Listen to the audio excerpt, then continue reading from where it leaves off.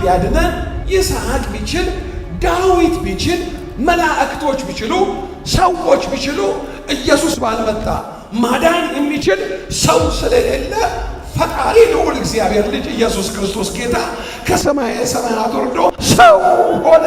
ምድር ላይ ሥጋ ለብሶ ተመላለሰ። እኔ ሊያድነኝ እዚች ምድር ላይ እርሱ ተራበ እንድንጠግብ፣ እርሱ ተጠማ እንድንረካ። ቤት የለኝም፣ ለሰማይ ወፎች መሳፈሪያ ያላቸው፣ ለቀበሮችም ጉድጓድ አላቸው። የሰው ልጅ ግን ራሱንም ያስጠጋበት የለውም አለ። እሱ ባይረዳን ኖሮ ታጥለን ነበር እኮ ገና ድሮ። ማን ያየናል? በእርግጠኝነት ልንገራችሁ፣ እዚህ ቆሞ ከሚናገረ ሰው ጭምር ልንገራችሁ አንድ ነገር። በጌታ በኢየሱስ ክርስቶስ አምነን ከዘላለም ሞት ፍርድ ማምለጣችን የዘላለምን ሕይወት ብቻ አይደለም ወገኖች፣ በምድር ላይም የዘመናችን ቁጥር ተቀጥሏል። እንደዚህ ይሉታል፣ ቤተ መቅደስን የምታፈርስ በ3 ቀን የምትሰራ በላ ራስህን አድን፣ ከመስቀል ውረድ፣ እንመንብህ። ደግሞ አንዳንዶቹ ይሉታል፣ ብዙዎችን አዳነ። እሱ የእግዚአብሔር ልጅ ከሆነ ያድነው። አሁን ታዲያ በላ እግዚአብሔር አባቴ ነው ብለህ የለም፣ በላ ውረድ ከመስቀል ላይ፣ እኛም እንመንብህ።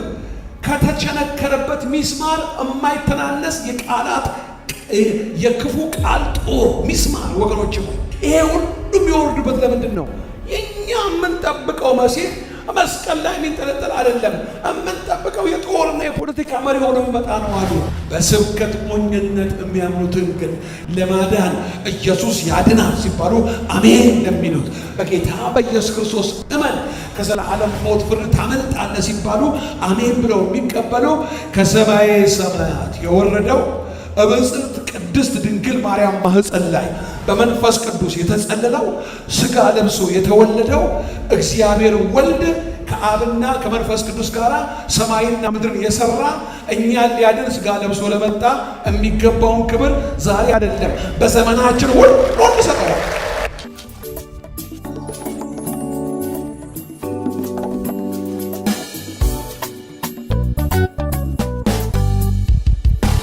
ሞት ሆይ መውጊያ የት አለ?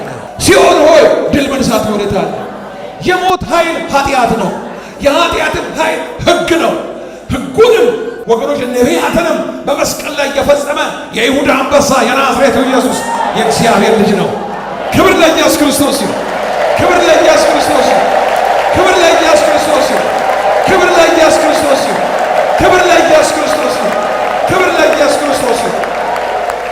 ከዛሬ ጀምሮ ዛሬ ዋናው መልእክት ይሄ ነው። የመስቀሉ ኃይል ተሰውሮ ለመጣው ነገር እጅ እንዳትሰጪ፣ እጅ እንዳትሰጥ። የመስቀሉ ኃይል ከኔ ጋር ነው። ልቀቅ በኢየሱስ ስም። ክብር ለኢየሱስ ክርስቶስ። መጽሐፍ ቅዱሳችንን አንደኛ ቆሮንቶስ ምዕራፍ 1 ላይ እናወጣና ሁላችንም ተነስተን የእግዚአብሔርን ቃል የምንካፈለውን እንመለከታለን። ከቁጥር 18 ጀምሮ ነው የምናነበው። አብረን እንመለከታለን። እግዚአብሔር አምላክ የሰጠንን በረከት እንካፈላለን። በጌታ በኢየሱስ ክርስቶስ ስም አነባለሁ። የመስቀሉ ቃል ለሚጠፉት ሞኝነት፣ ለእኛ ለምንድን ግን የእግዚአብሔር ኃይል ነውና። የጥበበኞችን ጥበብ አጠፋለሁ፣ የአስተዋዮችንም ማስተዋል እጥላለሁ ተብሎ ተጽፏልና። ጥበበኛ የት አለ? ጻፊስ የት አለ? የዚችን ዓለም መርማሪስ የት አለ? እግዚአብሔር የዚችን ዓለም ጥበብ ሞኝነት እንዲሆን አላደረገምን? በእግዚአብሔር ጥበብ ምክንያት ዓለም እግዚአብሔርን በጥበቡ ስላላወቀች በስብከት ሞኝነት የሚያምኑትን ሊያድን የእግዚአብሔር በጎ ፈቃድ ሆኗልና። መቼም አይሁድ ምልክትን ይለምናሉ፣ የግሪክ ሰዎችም ጥበብን ይሻሉ። እኛ ግን የተሰቀለውን ክርስቶስን እንሰብካለን። ይህም ለአይሁድ መሰናከያ ለአሕዛብም ሞኝነት ነው። ለተጠሩት ግን አይሁድ ቢሆኑ የግሪክ ሰዎችም ቢሆኑ የእግዚአብሔር ኃይልና የእግዚአብሔር ጥበብ የሆነው ክርስቶስ ነው። የእግዚአብሔር ኃይልና የእግዚአብሔር ጥበብ የሆነው ማን ነው? ክርስቶስ ነው። ቁጭ በሉ ወገኖች። የምንካፈለው ቃል የመስቀሉ ኃይል ሚስጥር የሚል ነው። መስቀሉ ወገኖች ሆይ ሚስጥር ስለሆነ በቀደመው ዘመን የነበሩ በቃ ተሰናከሉ። አይሁዶች ተሰናከሉ። አረማውያን ደግሞ ሞኝነት ነው አሉ። ግሪኮች ደግሞ እንዲህ ያለ ነገር እንዴት ሊሆን ይችላል የሚል የራሳቸውን አስተያየት በነገሮች ላይ መናገር ጀመሩ። መቀበል አቃታቸው። እነሱ ጥበብን ይፈልጋሉ። ይሄ በመስቀል ላይ ተሰቅሎ የሞተ ሰው ያድናል ማለት ለአይሁድ በጣም ቂልነት ነው እና ሊቀበሉት አይችሉም።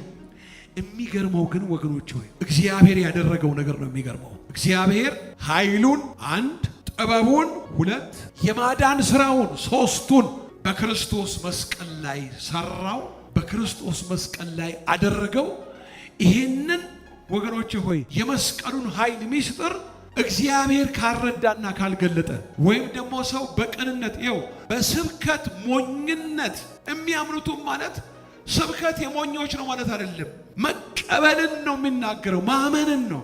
ሲሰበኩ የሚቀበሉ እማያምኑ እንደ ሞኞች ቆጥሯቸዋል ማለት ነው። በስብከት ሞኝነት የሚያምኑትን ለማዳን እግዚአብሔር ፈቃድ ሆኗል ማለት ሲሰበኩ የሚቀበሉና የሚያምኑትን ጥበብንና የዚህን ዓለም መርማሪዎችን ተመራማሪዎችን ነገር የሚፈልጉ እንደ ሞኝነት ይቆጥሩታል። ለምናምን ግን ለኛ የእግዚአብሔር ኃይልና ጥበብ የሆነው ኢየሱስ ክርስቶስ ነው። አሜን ወገኖቼ ሆይ ይሄ ድንቅ ነገር ነው። ለሚጠፉት ሞኝነት ማለት ለማያምኑት፣ ለሚጠፉት ሲባል መጽሐፍ ቅዱስ ላይ እግዚአብሔር እነኚህ የሚጠፉ ናቸው እነኚህ የሚድኑ ናቸው አይደለም። አባባሉ እንደዛ አይደለም። መጽሐፍ ቅዱስ ለሚጠፉት ሞኝነት ሆነባቸው። ይሄ ቃል ይሄ ስብከት ማለት ለሚጠፉት ሞኝነት የሆነባቸው ለማያምኑት ማለት ነው። ለማይቀበሉት ማለት ነው። ለሚያፌዙት ማለት ነው። ለሚተቹት ማለት ነው። ለሚነቅፉት ማለት ነው። ለነሱ የጥፋት ወገኖች የሆነባቸው፣ ለኛ ግን ለምናምን የእግዚአብሔር በረከት ሆነልን። መስቀል ላይ ኢየሱስ ክርስቶስ ተሰቅሎ ሞቷል ማለት ለአይሁድና ለግሪክ ሰዎች የበዛ አይነት በቃ የዋህ ቂልነት ነገር ነው መሰላቸው። እግዚአብሔር ግን ተመልከቱ የሰውን ልጅ ከዘላለም ሞት ፍርድ የሚያስመልጥበትን ሚስጥር፣ ሰውን ከራሱ ጋር የሚያስታርቅበትን ጥበብ፣ የሰው ልጆችን እርሱን መስቀሉ ላይ ስለ ሰው ሁሉ ኃጢአት ራሱን አሳልፎ የሰጠውን እግዚአብሔር በሱ ውስጥ ምን አድርጓል? የደህንነታችንን ሚስጥር አድርጓል። ስለዚህ ወገኖቼ ይሄ ምንድነው? ሚስጥር ነው። ለሚቀበሉ ለሚያምኑ አሜን ላልነው እሺ ላልነው ለተስማማ ነው ለተቀበልነው የመዳን እና እኔና እናንተን ከአባቱ ጋር የማስታረቅ የእግዚአብሔር ሚስጥር በመስቀሉ ላይ የተገለጠው እንዴት ድንቅ ነው ወገኖቼ ሆይ። መስቀል ማለት የኢየሱስ ክርስቶስ ሞትና ትንሣኤ ማለት ነው። መስቀሉ ላይ ወገኖቼ ሆይ የሚያስገርም ኃይል አለ። በሥጋ ለባሽ ቋንቋ በሰባኪዎች ዕውቀት እና የቃላት ብዙ ንግግር ሊገለጥ የማይችል ሚስጥር አለ። እግዚአብሔር ጥበቡን ሁሉ እዛ ውስጥ አደረገው፣ መስቀሉ ውስጥ አደረገው፣ መስቀሉ ላይ አደረገው። እግዚአብሔር ማዳኑን ሁሉ እዛ ውስጥ አደረገው። ተቀበልን። እኔና እናንተ በመስቀል ላይ የሞተው ኢየሱስ ክርስቶስ ለኔ ነው። እኔ ልሞት የሚገባኝ የልዑል እግዚአብሔር አብ ቁጣ ወይም ፍርድ በኔ ላይ የሚገባውን እኔን ወደ ኋላ አድርጎ በኔ ፋንታ ፍርዱን ወሰደልኝ የሚለው ሚስጥር ውስጡ አለበት። ዓለም በራሷ መንገድ በራሷ አካሄድ እግዚአብሔር የሚሰራውን ስራ ማወቅ ፈለገች። እግዚአብሔር ደግሞ የሱን ሚስጥር የሱን ስራ መስቀል ውስጥ ገለጠው። ስለዚህ ለነሱ ምን ሆነባቸው? የሞኝነት ነገር ሆነባቸው። እኔና እናንተ ግን ተቀበልነው። የመስቀሉ ቃል ማለት የምስራቹ ወንጌል ማለት ነው። የምስራቹ ወንጌል ደግሞ ለሰው ሁሉ እንዲሰበክ እግዚአብሔር በክርስቶስ ኢየሱስ ይሄንን አጀንዳ ታማኝ አርጎ ስለቆጠረ ለክርስቶስ ቤተክርስቲያን ሰጠ። የክርስቶስ ቤተክርስቲያንን ቤተክርስቲያን የሚያረጋት የመስቀሉ ቃል የመስቀሉ መልእክት ካላት ነው። የመስቀሉ መልእክት ከሌላት እግዚአብሔር ያዝናል። የመስቀሉን ቃል የመስቀሉን ሚስጥር የመስቀሉን ኃይል ቤተክርስቲያን የክርስቶስ እንዳትናገር ይሄንን እንዳትናገር ከፍተኛ የሆነ የሰይጣን ማታለል ምናልባትም 30-50 ዓመትም ያገለገሉ ሰዎችን ሊያታልላቸው ይችላል። ሊያታልለን ይችላል። ወገኖቼ የሚፈልገው አስተውሉ። በሰራዊት ጌታ በልዑል እግዚአብሔር ፍቅር ነው የምጠይቃችሁ ወገኖቼ ሆይ አስተውሉ። እንደገና አስተውሉ። መስቀሉ ከተሰበከ የሰይጣን ሥራ ይፈርሳል። መስቀሉ ከተነገረ የሰይጣን እቅድና ሴራው ስለሚፈርስበት ምን ያደርጋል ወገኖቼ ሆይ? ክርስቶስ ሞትና ትንሣኤው እንዳይነገር በተለያየ የረቀቀ ዘዴ ይጠቀማል። ዛሬ በዓለም ዙሪያ ላይ በታላላቅ ሜጋ በሚባሉ በአብያተ ክርስቲያናት 30፣ 40፣ 50 ሺህ ሰው በሚሰበሰብበት ቦታ እጅግ በጣፈጠና ባማረ በተሳካ በተቀናጀ ቃላት የብሉይ ኪዳን አባቶች ይሰበካሉ። ነገሩ ወዲህ ነው። የብሉይ ኪዳን አባቶች መሰበክ እነሱ እግዚአብሔር የሰጣቸውን ትውልድ በዘመናቸው አገልግለው እግዚአብሔርን አስከብረው እግዚአብሔርን ለትውልዳቸው ገልጠው ትውልዳቸውን ከእግዚአብሔር ጋር እንዲቀራረብ አድርገው እንዲገናኝ አድርገው ዘመናቸውን ጨርሰው ወደ ልዑል እግዚአብሔር ወደ አገለገሉት ወደ አባታቸው ገቡ። ስለዚህ ወገኖቼ ሆይ አሁን ባለንበት ዘመን ላይ ማለት ብሉይ ኪዳን ዓመተ ዓለም ይባላል። ከክርስቶስ ልደት በፊት የነበረው ያ ወገኖቼ ሆይ ወደዚህ ኢየሱስ ክርስቶስ ከተወለደ በኋላ ኢየሱስ ክርስቶስ በምድር ላይ ሥጋ ለብሶ ይሄን ሥጋ ለብሶ መመላለስ ከጀመረ ሰዓት ጀምሮ ኢየሱስ ክርስቶስ በቀራንዮ መስቀል ላይ ደሙን አፍሶ በሶስተኛው ቀን ሞትን፣ ሲኦልን፣ ኃጢአትን አሸንፎ ሲነሳ አዲሱ ኪዳን ተጀመረ። አዲሱ ኪዳን ማለት አዲሱ በሰውና በእግዚአብሔር መካከል የተደረገው ውል ነው። በሰውና በእግዚአብሔር መካከል የተደረገ ቃል ኪዳን ነው። በሰውና በእግዚአብሔር መካከል የተደረገ ስምምነት ነው። አስተውሉ ወገኖች ሆይ አዲሱ ኪዳን ዘላለማዊ ኪዳን ነው። አዲሱ ኪዳን የማይሻር ኪዳን ነው። አዲሱ ኪዳን የጸና ኪዳን ነው። አዲሱ ኪዳን ቅዱስ ኪዳን ነው። ምንድነው እሱ ቅዱስ ያደረገው? ምንድነው ዘላለማዊ ያደረገው? ምንድነው እንዳይሻር ያደረገው? ኪዳኑ የተደረገው በክርስቶስ ደም ስለሆነ ነው። እስቲ ለደሙ ክብር እንሰጣለን። እናንተ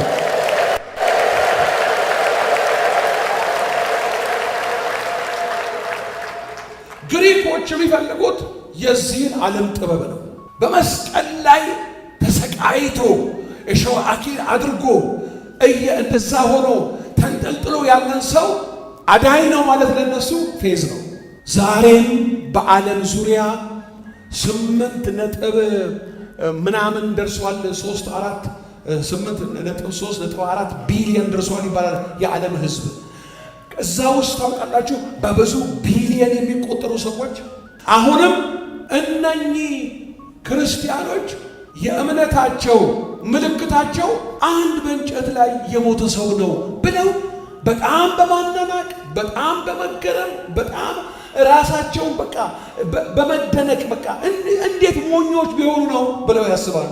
ለኔና ለናንተ ደግሞ ላመንነው ደግሞ ከዘላለም ሞት ፍርድ ከመንከራተት ሊያድነን በእኛ ፈንታ የሞተውና የተነሳው የናዝሬቱ ኢየሱስ የእግዚአብሔር ልጅ የሞትን ኃይል የሰበረው አለመጥፋትንና ሕይወትን ወደ ብርሃን ያወጣው የልዑል እግዚአብሔር ልጅ ኢየሱስ ክርስቶስ ይባላል። አዳኛቸው በመስቀል ላይ ሆኖ ይሞታል ማለት የበዛ ሞኝነት ነው ለግሪኮች። ለአይሁዶች ደግሞ እንደዚህ ነው። አይሁዶች ደግሞ እንደዚህ ይላሉ። እንዴ አይሁዶችን እነሱ የሚጠብቁት እንደዚህ ነው። ኃይለኛ የፖለቲካ መሪ፣ ኃይለኛ የጦር አዛዥ ሆኖ ከሮማውያን የባርነት ቀንበር ቅኝ ግዛት ነፃ ያወጣናል መሲህ ሲመጣ ብለው ይላሉ። መሲህ መጣ ተባሉ። የት አለ? ይኸው መሲህ ነገራቸው። እርሱ እንደሆነ ስለማያምኑ ቃሉን እየጠቀሰ ዮሐንስ ወንጌልን ብታነቡት እንዴት እንደሚያፌዙበት፣ እንዴት እንደሚሰድቡት፣ እንዴት እንደሚተቹት እሱ ግን እውነቱ ይነግራቸዋል። መጨረሻ ላይ ምን አሉ? ይኸው አዳኛችሁ ሲባሉ ወገኖቼ ሆይ ለምን ይመስላችኋል? እኔ አላወጣው እናንተ እንድታነቡ ግን እነግራችኋለሁ። ወገኖቼ ሆይ ክርስቶስ መስቀል ላይ ተሰቅሎ ሞተ ማለት አላገጡበት፣ ይስቁበት ነበረ። እስቲ ማስታወሻ ያዙ። አናነብም አሁን ጊዜውን ለመጠቀም የማቴዎስ ወንጌል ምዕራፍ 27 ቁጥር 41 እና 42 ላይ እንዴት ይሰድቡት፣ እንዴት ይነቅፉት፣ እንዴት ይተቹት እንደነበረ እዛ ላይ ታነባላችሁ። ደግሞ ማርቆስ ወንጌል ምዕራፍ 15 ቁጥር 31 እና 32 ላይ እዩ። እንደዚህ ይሉታል፣ ቤተ መቅደስን የምታፈርስ በ3 ቀን የምትሰራ በላ ራስህን አድን፣ ከመስቀል ውረድ፣ እንመንብህ። ደግሞ አንዳንዶቹ ይሉታል ብዙዎችን አዳነ፣ እሱ የእግዚአብሔር ልጅ ከሆነ ያድነው። አሁን ታዲያ በላ እግዚአብሔር አባቴ ነው ብለህ የለም፣ በላ ውረድ ከመስቀል ላይ፣ እኛም እንመንብህ። ከተቸነከረበት ሚስማር የማይተናነስ የቃላት የክፉ ቃል ጦር ሚስማር ወገኖች ሆይ ይሄ ሁሉ የሚወርድበት ለምንድን ነው? የኛ የምንጠብቀው መሲህ መስቀል ላይ የሚንጠለጠል አይደለም። የምንጠብቀው የጦርና የፖለቲካ መሪ ሆኖ የሚመጣ ነው አሉ። በስብከት ሞኝነት የሚያምኑትን ግን ለማዳን ኢየሱስ ያድናል ሲባሉ አሜን ለሚሉት በጌታ በኢየሱስ ክርስቶስ እመን ከዘላለም ሞት ፍርድ ታመልጣለህ ሲባሉ አሜን ብለው የሚቀበሉ ከሰማየ ሰማያት የወረደው በብፅዕት ቅድስት ድንግል ማርያም ማኅፀን ላይ በመንፈስ ቅዱስ የተጸለለው ሥጋ ለብሶ የተወለደው እግዚአብሔር ወልድ ከአብና ከመንፈስ ቅዱስ ጋር ሰማይና ምድርን የሰራ እኛን ሊያድን ሥጋ ለብሶ ለመጣ የሚገባውን ክብር ዛሬ አይደለም በዘመናችን ሁሉ እንሰጠዋለን።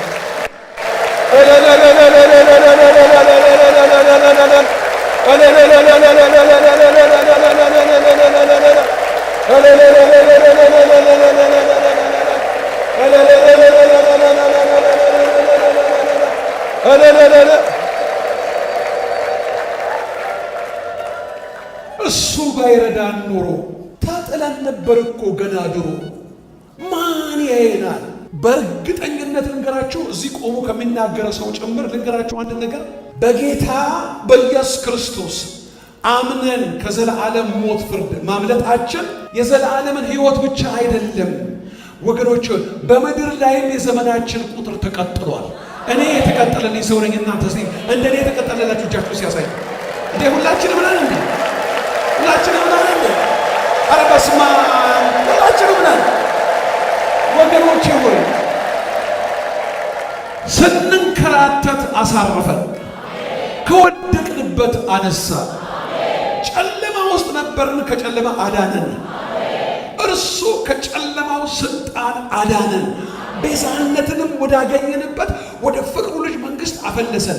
ከጨለማው ስልጣን ማለት ከዲያብሎስና ከአጋንንቶች አብርሃም ቢያድነን፣ ይስሐቅ ቢችል፣ ዳዊት ቢችል፣ መላእክቶች ቢችሉ፣ ሰዎች ቢችሉ ኢየሱስ ባልመጣ ማዳን የሚችል ሰው ስለሌለ ፈጣሪ ልዑል እግዚአብሔር ልጅ ኢየሱስ ክርስቶስ ጌታ ከሰማየ ሰማያት ወርዶ ሰው ሆነ፣ ምድር ላይ ሥጋ ለብሶ ተመላለሰ።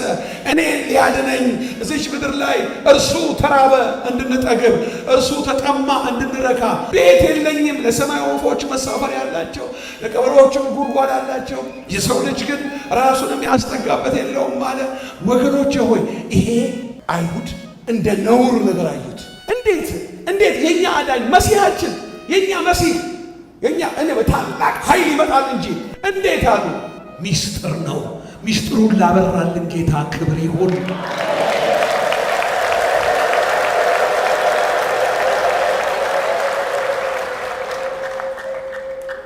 አረማውያን ደግሞ ማለት አይሁድም ያልሆኑ ግሪክም ያልሆኑ ናቸው። እነሱ ደግሞ የተሰቀለ አዳኝ የሚለው ሐሳብ ምን አይነት ሞኝነት ነው አሉ። የተሰቀለ አዳኝ የሚባል ነገር አለ እንዴ ብለው ሞኝነት ሆነባቸው። እንዴት የእግዚአብሔር ልጅ እንደ ወንጀለኛ መስቀል ላይ ይሁን? የእግዚአብሔር ልጅ እንዴት ሊሆን ይችላል? ወገኖች ሆይ ሚስጥር ነው። ወንጌል ሚስጥር ነው። ሚስጥሩ ደግሞ ኢየሱስ ያድናል ሲባል ለሚቀበሉት የሚበራ ነው እንጂ በአእምሮ ቁንጽል እውቀት ምርምር በመቆፈር የሚታወቅ ነገር የለም። እንዲሁ ግን የተነገረንን ቃል ሰማን፣ ሞኝ ስለሆን አይደለንም፣ የሰማነውን ስላመንን ነው። ክብር ለኢየሱስ ክርስቶስ ይሁን።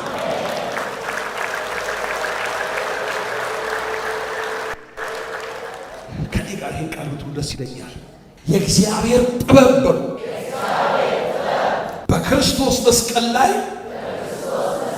የተገለጠ ኃይል ነው። የእግዚአብሔር ጥበብ በመስቀሉ ላይ የተገለጠ ኃይል ነው። አስተውሉ። እዚህ ጋር እንግዲህ ወገኖች ሆይ ይሄ ኃይል እኔና እናንተን ከመንከራተት ከዘላለም ሞት ፍርድ አስመልጦ በል እንግዲህ እንደምንም ብለን ኑሮውን ቀጥል የሚል አይደለም። በእያንዳንዱ የዕለት ተዕለት ነገራችን ላይ ግድ የሚለው ጌታ ነው። በኑሮ፣ በትዳር፣ በልጆች፣ በጤንነት ይሄ የመስቀሉ ኃይል ይገባል። ወገኖች ሆይ ይህንን እንድናውቅ ያስፈልገናል። ስልጣን ነው የመስቀሉ ኃይል። የእግዚአብሔር ጥበብ ምልክት ስለሆነ እግዚአብሔር ኃይልን ሁሉ በክርስቶስ ኢየሱስ ሊገልጠው ስለፈለገ ክብር ለኢየሱስ ክርስቶስ ይሁን። አንድ ነገር ሁላችንም አሁን እርግጠኛ ነኝ ብዙዎቻችን እያወቅን እማናውቀው፣ እየሰማን እማንረዳው እኔም በቅርብ ጊዜ አምላኬ ያበራና ያሳየኝን ነገር በውኑ እግዚአብሔር ካላሳየ ነገሮች ይታያሉን? ወገኖች ብዙ ቅዱሳን በጌታ በኢየሱስ ክርስቶስ አምነው የዳኑ እግዚአብሔር ባልፈቀደው ሞት ዘመናቸው ተዘግቷል። ምድር ላይ የምታውቋቸው የሉ? አስተውሉ እንግዲህ። አሁን ጉንፋን ይዞ ይመጣል። የሆነች ቀላል ነገር ይዞ ይመጣል። የሁላቸው ሲጀምራት በትንሹ ነው የሚጀምራት። እኛ ከትንሿ ነገር ጋር ነው ነገሮችን እንያያይዘው። እሱ ግን በትንሿ የጀመራትን ነገር አጀንዳው ቀስ ብሎ መግደል ነው። ምክንያቱም ዲያብሎስ ሰይጣን መጽሐፍ ቅዱስ እንዲህ ይለዋል፣ ነፍሰ ገዳይ ይለዋል። ጻፉ። ዮሐንስ ወንጌል ምዕራፍ 8 ቁጥር 44 ላይ ነፍሰ ገዳይ ነው። ስለዚህ አንድ ነገር አስተውሉ። በጌታ ወገኖች ሆይ የሚመጣው ታመሽ እንድትነሽ አይደለም፣ ለመግደል ነው የሚመጣው። አንዳንዶቻችንን እንደዚህ ያደርገናል። አንዳንዶቻችን ብዙ ስራ እንድንሰራ ያደርጋል። ስራውን በመስራታችን እግዚአብሔርን ረጅም ሰዓት በመድከማችን እግዚአብሔርን እንዳስደሰተው ይመስለናል። ከዛ በኋላ ደግሞ መተን ትንሽ ነገር እንበላለን። በጣም ብዙ እንሰራለን፣ ትንሽ ነገር እንበላለን። አሁን ሰውነታችን መጎዳት ይጀምራል። አሁን ይሄ ስጋችን መጎዳት ሲጀምር ቀስ እያለ ለተለያየ በሽታዎች መጋለጥ ይመጣል። ከዛ በኋላ በተጠቃንበት በሽታ ወገኖቼ ሆይ ብዙዎቻችን እየደከምን መሄድ እንጀምራለን። አሁን ምንድነው ነገሩ? በመልካም ነገር እኮ ነው የሚያስጀምረን። እግዚአብሔር የሚወደው ነገር አይደለም እንዴ? እግዚአብሔር አቅሙን እስከሰጠህ ድረስ ወገኖቼ ሆይ እቺስ በጣም ነው የሚያሳዝነኝ። 8 ሰዓት ይሰራሉ ብዙ ቅዱሳን፣ ብዙ የእግዚአብሔር ብዙ ሰዎች፣ ብዙ በቃ ሰዎች ባህር ማዶ ላይ ይሰራሉ። አንዳንዶቹ እዚህ ወላጆቻቸው ለመርዳት ብለው ከወላጆቻቸው ከወንድም እህቶቻቸው ፍቅር የተነሳ 16 ሰዓት ይሰራሉ። 16 ሰዓት ሰርተው ወገኖች ሆይ 8ቱ ሰዓትም አያርፉበትም። የተወሰነ ነገር ደግሞ በዛ ውስጥ ደግሞ ያደርጋሉ። 2 ሰዓት 3 ሰዓት ያርፋሉ። ከተወሰነ ጊዜ በኋላ በከባድ በሽታ ውስጥ ይወድቃሉ። የሰይጣን አጀንዳ ወገኖች ሆይ አንዳንድ ጊዜ እንደዚህ ያደርገናል። ትንሽ ሰርቶ ብዙ ያስበላል። ብዙ መብላት ራሱ አደጋ አለበት። አንድ ነገር አስተውሉ። አንዳንድ ጊዜ አንዳንድ በሽታዎች ያለ አግባብ ደራርበን ከምንበላቸው ምግቦች የሚመጡ ናቸው። እግዚአብሔር በጌታ በኢየሱስ ክርስቶስ ምክር ሐዋርያው ጳውሎስ ጢሞቴዎስን ሲመክረው እንደዚህ ይለዋል፣ አንተ ግን ነገርን ሁሉ በምን አርግ? በልክ አርግ። በመጠን ኑሩ፣ ንቁ። በመጠን ኑሩ ማለት ስላለን አናግበሰብስም፣ ስለሌለንም አንሞትም። ሁሉን ነገር ግን በአግባብና በስርዓት ማድረግ፣ በስርዓት መማር፣ በስርዓት መስራት፣ በአግባብ መብላት፣ በአግባብ መጠጣት፣ ተመጣጣኝ የሆነ ነገር ማድረግ። ወገኖቼ ሆይ ጠላታችን ዲያብሎስ አመጣጡ እንዳየነው እንደተገለጠችው ጥቂት ነገር አይደለም፣ ሊገድል ነው ይመጣው። ዛሬ ግን ሁላችንም የምንነቃው አንድ ነገር ነው። በእኔና በእናንተ ውስጥ በቤተ ክርስቲያን እግዚአብሔር ያስቀመጠው የመስቀሉ ኃይል፣ የመስቀሉ ምስጢር፣ የመስቀሉ ጥበብ ከዘላለም ሞት ፍርድ ያመለጥንበት ነው። አዎ ትልቁና ዋናው ነገር ነው። ደግሞ ተሽሎክልኮ ከሚመጣ ሞትን ያስከትል ከሚመጣ የተለያየ በሽታ ሁሉ የሚሰብር ኃይል በቤተ ክርስቲያን አስቀምጧል። አንድ ነገር ልንገራችሁ ወገኖቼ፣ ውስጥ ያስተውላችሁ ስሙኝ። እግዚአብሔር ኃይሉን፣ ጸጋውን፣ የመስቀሉን ኃይል፣ የመስቀሉን ምስጢር፣ ይሄን የትንሣኤውን ኃይል በቤተ ክርስቲያን ለምን አስቀመጠው? ለምን በቤተ ክርስቲያን ያደረገው? ወገኖቼ ሆይ አንድ ነገር እወቁ፣ አስተውሉ። በቤተ ክርስቲያን ያደረገው ማንም አገልጋይ በግል ጥቅሙና ፍላጎቱ ውስጥ ይዞት እንዲንቀሳቀስ ሳይሆን ይሄንን ኃይል የሰጠው በቅዱሳን ማህበር ውስጥ ያለውን መከራ ለመስበር ነው። ቅዱሳኑን ለማገልገል ነው። ህዝቡን ለማገልገል ነው። ለአገር በረከት ለመሆን ነው። ለትውልድ በረከት ለመሆን ነው። ለሰው ዘር ሁሉ በረከት እንድንሆን ነው። ወገኖቼ ሆይ እግዚአብሔር ያስቀመጠው እንጂ ኃይሉን የሰጠን በራሳችን ፍላጎት ማኔጅ እንድናደርገው ወደ ፈለኩበት ቦታ ሄዳለሁ፣ ወደ አልፈለኩበት አልሄድም። ለፈለኩ ሰው እጄን ጭኜ ጸልያለሁ፣ ለፈለኩ ሰው አልጸልይም። ይሄ ውሎ አድሮ ኃይሉን የተቀበለው ሰው አደጋ ውስጥ ያስገባዋል። እግዚአብሔር ኃይሉን፣ ጸጋውን፣ ቅባቱን የሰጠው ለአካሉ ነው። አካሉ ውስጥ ምን አለ?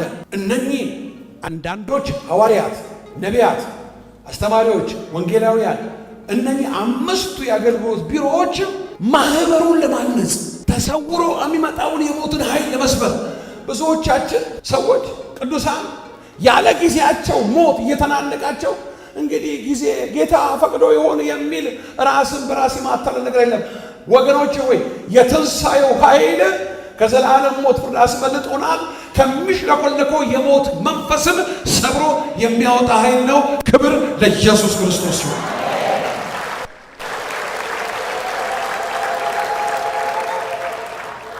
ያለ ጊዜያችን እንድንሞት ያለ ጊዜሽ እንድትሞቺ የጌታ ፈቃድ አይደለም። አንዳንድ ጊዜ ሰዎች መጸለይ ይፈራሉ። አይ አሁን እንኳን ተስፋ የሌለው ነገር ነው፣ ምን ተብሎ ይጸለያል?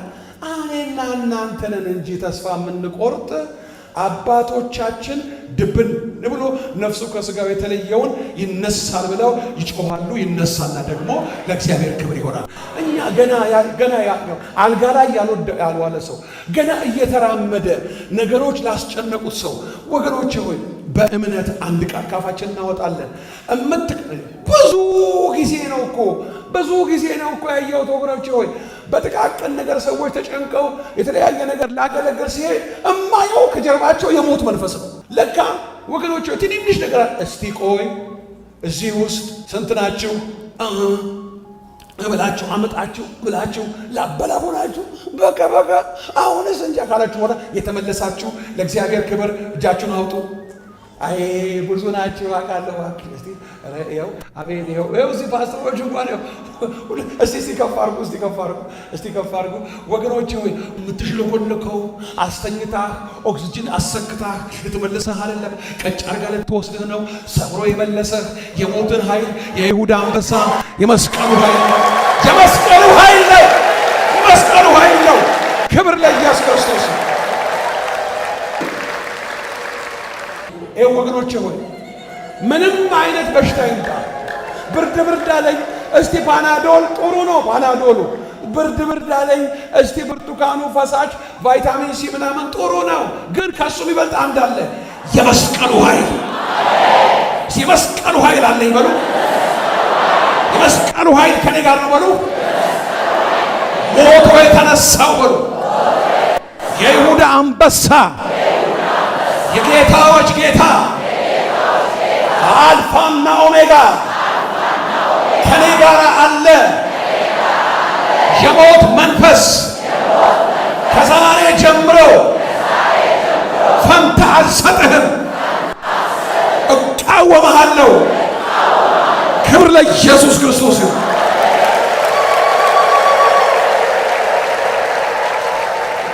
ወገኖቼ ድንገት አንሞትም።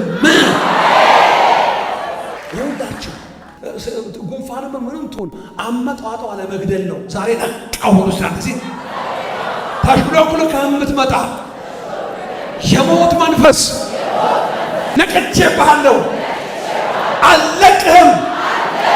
የመስቀሉ ኃይል ከኔ ጋር አለ። አልሞትም፣ በሕይወት እኖራለሁ፣ የጌታዬን ሥራ አወራለሁ። መሞቴን መርዶ የሰማችሁ አለሁኝ ደስ ይበላችሁ። ስላወጣኸኝ ተራራ፣ ስላሳለፍከኝ መከራ፣ ስላሻገርከኝ ማዕበል ተመስገን እንጂ አልሞትም በሉ። አልሞትም በሕይወት እኖራለሁ፣ የጌታዬን ሥራ አወራለሁ። መሞቴን መርዶ የሰማችሁ አለሁኝ ደስ ይላል። ድንገት አትሞትም። ድንገት አትሞችም። ለምን? ወይኔ ለምን? የመስቀሉ ኃይል ከኛ ጋር አለ። ማን ነው የሚያምን? አንድ ሰው የመስቀሉ ኃይል በሉ። ከኔና ከቤተሰቤ ጋር ስላለ ድንገተኛ ሞት አይሰራም። ለሚያምን ይሆናል። የተጠራጠረ ለሚያምን ይሆናል። ክብር ለኢየሱስ ክርስቶስ። ወገኖቼ ሆይ የመስቀሉ ኃይል ለረጅም ጊዜ የማውቀው ከዘላለም ሞት ፍርድ ያመለጥንበት ብቻ አይደለም፣ አሁንም ከሚከታተለን የሞት መንፈስ የሚያስመልጥ ነው። ተነስተን ክብር እንሰጠዋለን ለዚህ ጌታ። እንዴ ወይ ታታ ማናንተ አልሞተም። በኢየሱስ የትንሣኤው ኃይል የመስቀሉ ኃይል ከኔ ጋር አለ። የመስቀሉ ኃይል ከኔ ጋር አለ።